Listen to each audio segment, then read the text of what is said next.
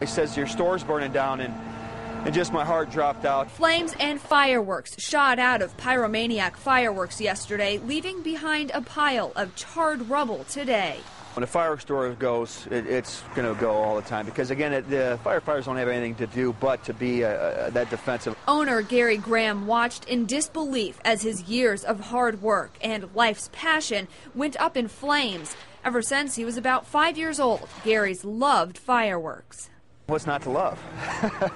Color, noise. 10 years ago, he turned his love into a job, but he's not letting a fire put him out of business. You know, things happen for a reason. I keep telling myself that, and you know, we've been successful out here because of our attitude and just the way we are generally doing business. So, as long as we keep that business model the same, we should be successful wherever we go. Fire investigators did rule out arson, but for the exact cause, that's still undetermined because, as you can see from the pile of rubble left behind, there's not much left to look at.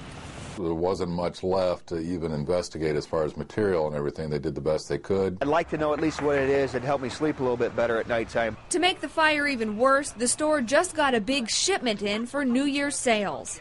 If this would have happened maybe a couple weeks ago, I could have saved a little bit of money and it wouldn't have been as bad. Gary doesn't know how much he'll get from insurance yet, but it won't pay for the $50,000 of lost inventory. Still, Pyromaniac Fireworks hopes to reopen by Memorial Day. It won't be the same. It won't be the Old Trail Road store that we love so much, but we'll have to make a new home somewhere else.